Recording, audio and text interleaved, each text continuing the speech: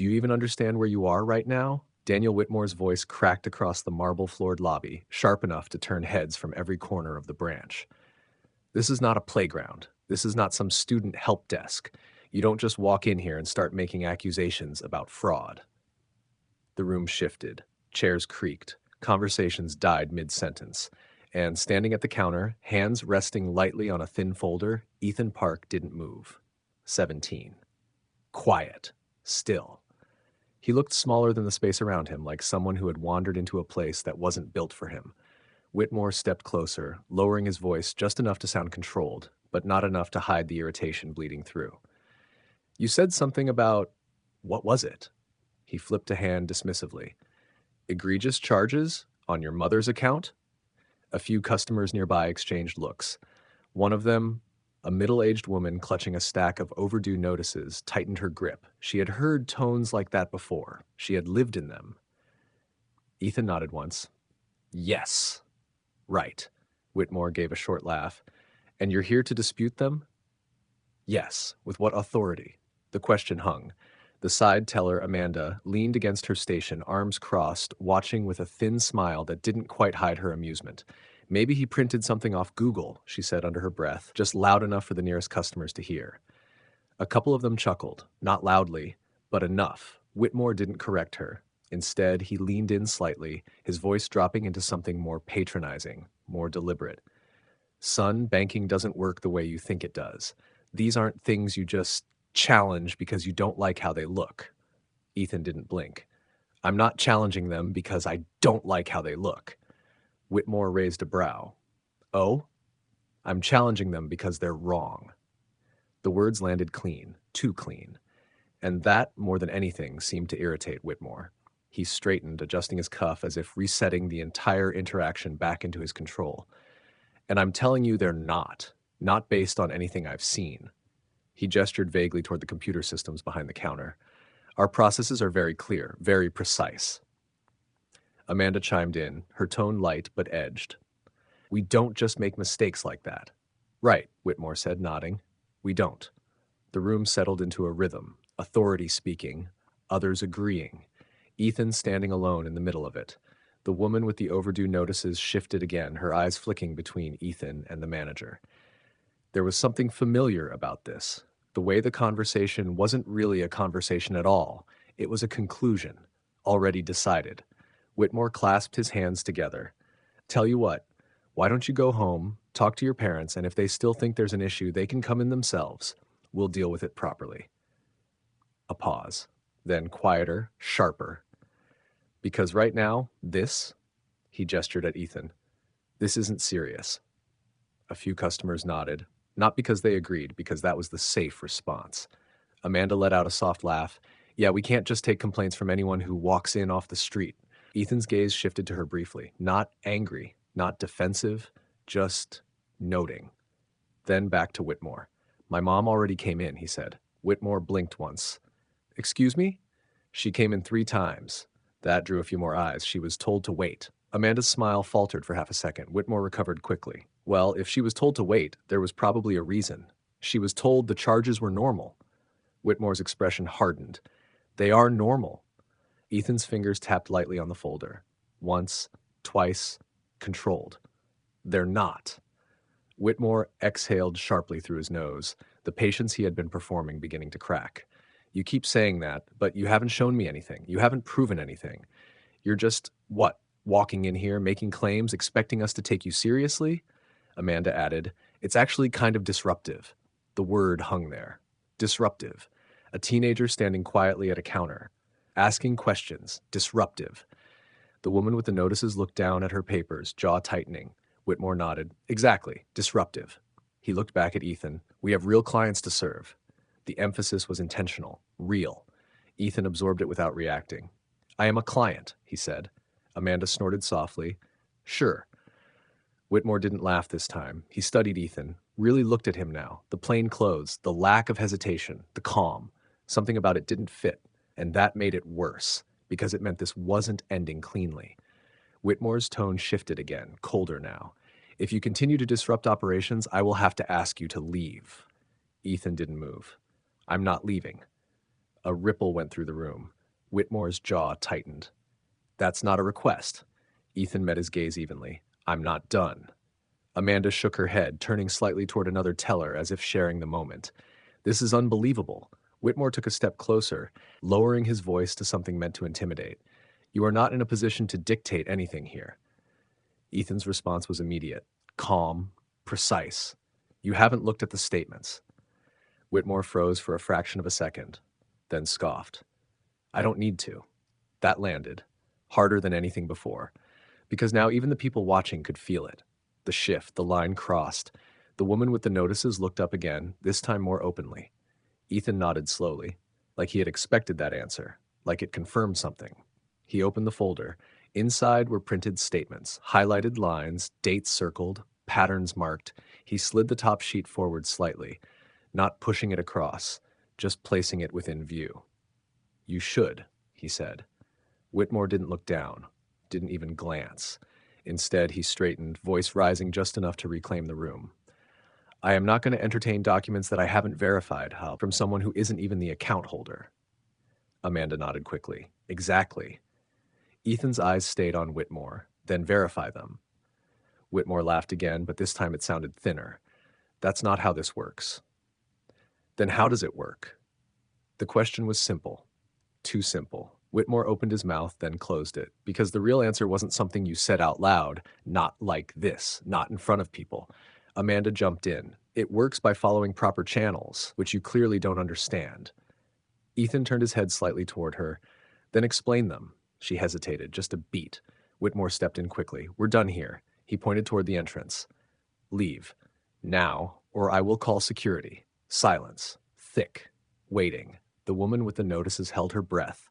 Ethan closed the folder slowly, carefully, then looked back at Whitmore. His voice didn't rise, didn't sharpen. If anything, it became quieter, more certain.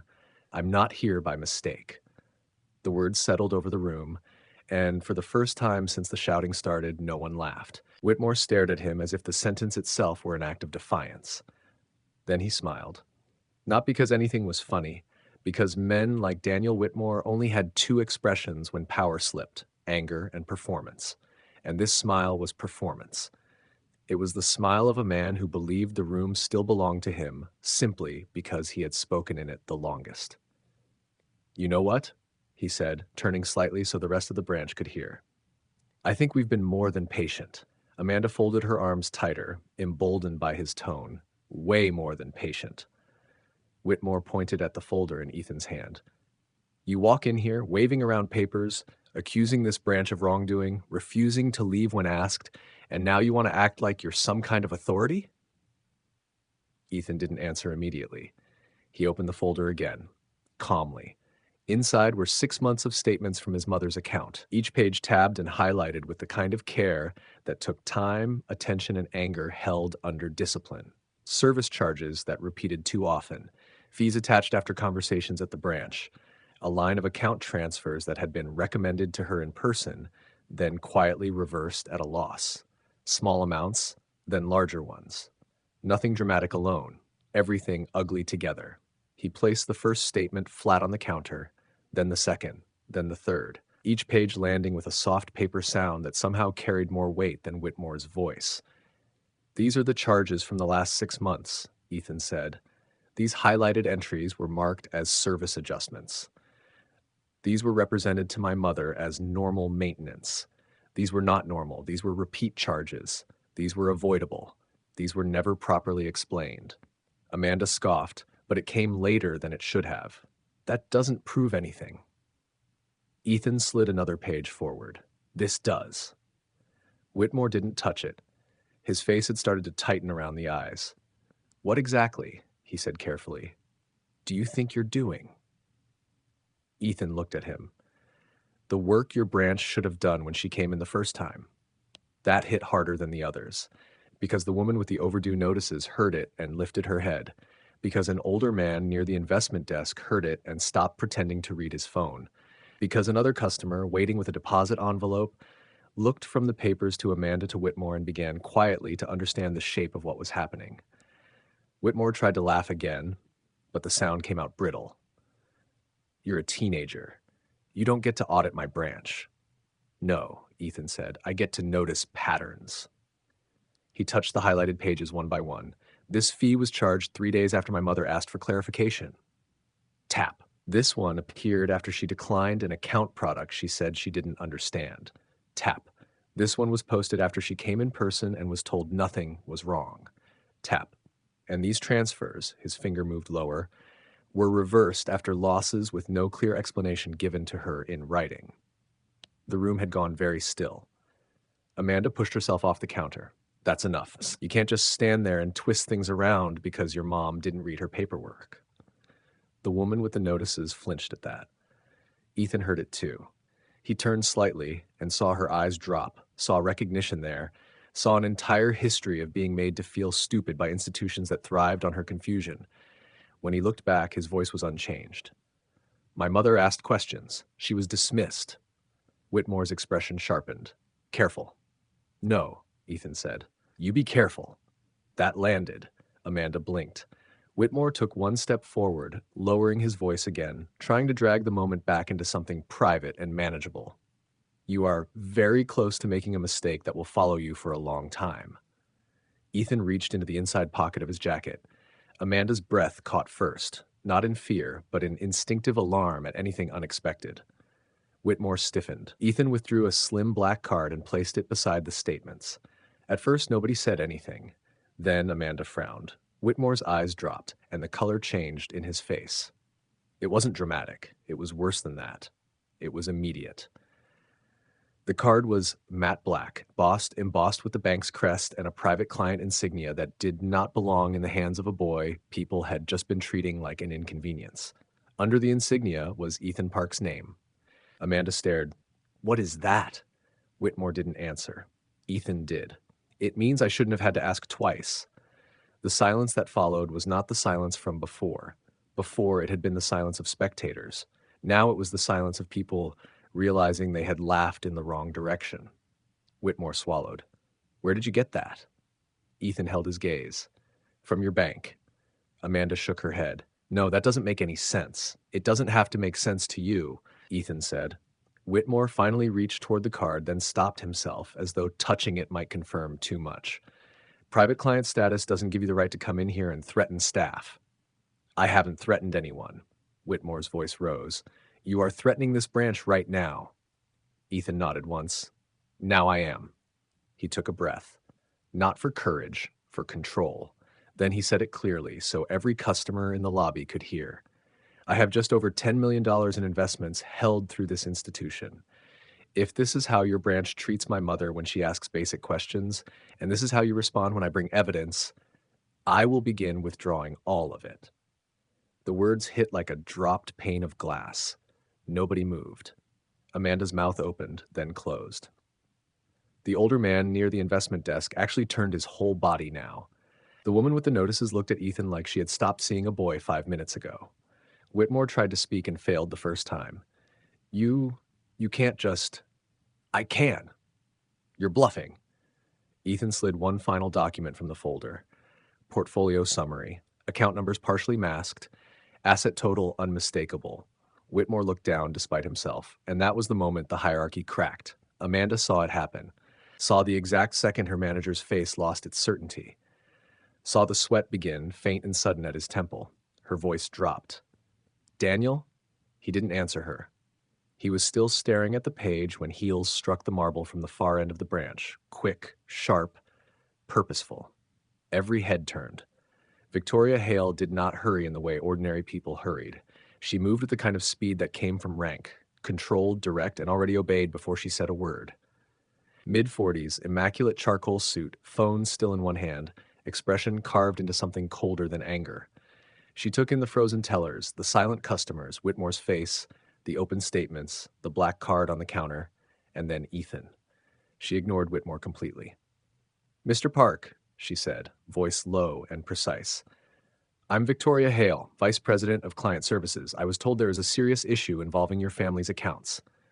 Only then did she look at the papers, then at Whitmore. And when she spoke again, the temperature in the branch seemed to drop. Tell me, she said, Why I had to hear about a $10 million withdrawal threat before anyone in this branch thought to call me. Whitmore found his voice again, but it came out thinner than before. Victoria, this is being completely misrepresented. She lifted a hand. He stopped, not because he agreed, because he knew better. Victoria Hale didn't look at him, not yet. Her attention stayed on Ethan, then on the documents spread across the counter. She picked one up, scanning the highlighted entries, her eyes moving quickly, efficiently, absorbing. How long has this been happening? She asked. 6 months, Ethan said. And your mother came in how many times? 3. Victoria nodded once, then she turned, slowly. Now she looked at Whitmore. Is any of this inaccurate? The question was simple, clean, and it left nowhere to hide. Whitmore straightened instinctively, reaching for the version of himself that had worked a few minutes ago. There are contextual details that aren't being considered. Clients often misunderstand. Is any of this inaccurate? Her voice didn't rise. It didn't need to. Whitmore's mouth opened, closed. Amanda shifted behind the counter, suddenly very aware of how quiet the room had become. Every customer was watching now, not pretending, not whispering, watching. Whitmore tried again. These charges are standard under certain conditions. Victoria stepped closer. 1 step. And that was enough. I didn't ask if they were standard, she said. I asked if they were accurate representations of what occurred. Silence. Whitmore's composure cracked, just slightly, but enough. I would need to review internally. You're reviewing it now. She tapped the paper in her hand. Did your staff explain these fees clearly? Whitmore hesitated. Amanda looked down. Victoria's gaze flicked to her. Did you? Amanda swallowed. We follow the guidelines. That wasn't the question. Amanda's voice dropped. No. The word barely made it out, but it landed. Victoria turned back to Whitmore. Was this client dismissed when she asked for clarification? Whitmore didn't answer. Because he couldn't. Because the answer was already in the room. In the way the woman with the overdue notices stood a little straighter now. In the way the older man near the investment desk had crossed his arms, no longer neutral. In the way Amanda wouldn't look up. Victoria inhaled slowly, then exhaled. Decision made. Decision made. Here's what's going to happen, she said. Her voice was calm, measured, final. These charges will be reversed immediately. She looked at Amanda. Process it. Now. Amanda moved. Fast. No hesitation. Keyboard clacking louder than it should have been. Victoria continued. A full audit of this branch's service practices will begin today. Compliance will be notified before I leave this building. Whitmore stepped forward, panic beginning to leak through. Victoria, we don't need to escalate this to compliance. She turned to him fully now. And for the first time, there was something in her expression that resembled anger. You've already escalated it. He froze. You allowed a client to be repeatedly misinformed, dismissed her concerns, failed to investigate documented discrepancies, and then attempted to remove her representative from the premises when he brought evidence. Each point landed like a hammer. In front of witnesses. The room felt smaller, tighter. Whitmore's voice dropped. This is a misunderstanding. We can resolve this internally. No, she said. We can't. Amanda's typing slowed, stopped. She looked up. Whitmore shook his head slightly, like he could undo what was happening by refusing to accept it. You're overreacting. That was the wrong thing to say. Victoria didn't respond immediately. She let the silence stretch, let it become uncomfortable. Then she said very clearly, you've just cost this institution over $10 million in assets. Whitmore's face drained. And more importantly, she continued, you've exposed us to a pattern of conduct that will not survive review. He took a step back, actually stepped back. As of this moment, she said, you are relieved of your duties as branch manager. The words didn't echo. They didn't need to. They settled, heavy, permanent. Whitmore stared at her. You can't just... I can, she said. Security had already begun to move at the edge of the room. Not aggressively, just present, waiting. Victoria didn't look away from Whitmore. Your access will be revoked before you reach your office. HR will contact you regarding next steps. Next steps. Everyone in the room knew what that meant. He swallowed. This doesn't end my career. Victoria held his gaze. Yes, she said. It does. No emotion, just truth. Whitmore's shoulders dropped. Not all at once, but enough. Amanda stood frozen behind the counter, hands hovering above the keyboard like she had forgotten what they were for. Victoria turned to her. You will be placed under immediate review pending disciplinary action, she said. Your conduct today will be included. Amanda nodded quickly. Yes, of course. I understand, but her voice was smaller now, uncertain. The room had shifted again, completely. Victoria turned back to Ethan. Her tone softened, not by much, but enough. Mr. Park, your mother's account will be fully corrected. You will receive written confirmation within 24 hours. If there are any further discrepancies, you will contact me directly. She reached into her pocket, produced a card, and placed it beside his. Direct line, personal email, no barriers. Ethan looked at it, then at her. Thank you, he said, simple, calm, like everything else he had done. Victoria nodded once, then stepped back. The moment was over, but the weight of it stayed. Ethan gathered the papers, closed the folder, picked up his card. Around him, no one spoke. Not the customers, not the staff, not even Whitmore. The woman with the overdue notices watched him as he turned to leave, something like relief breaking quietly across her face. As he walked toward the doors, the bank remained silent behind him. No laughter, no whispers, just the sound of consequences settling into place. And when the doors closed, Daniel Whitmore stood in the center of it, no longer the man who controlled the room, just the man who had lost everything. If Ethan's story hit you, don't just watch. Act. Share this with someone who's ever been dismissed when they were actually right, someone who asked questions and got talked down to instead of taken seriously.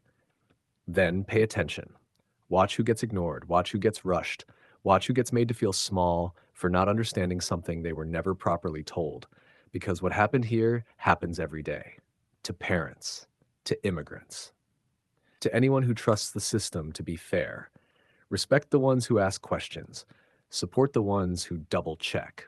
Because sometimes they're not confused. They're catching something everyone else missed. And when the moment comes, when the truth is undeniable, it won't be the loudest person who changes everything. It'll be the calm one who came prepared. Know your worth. Quiet authority. Read the fine print.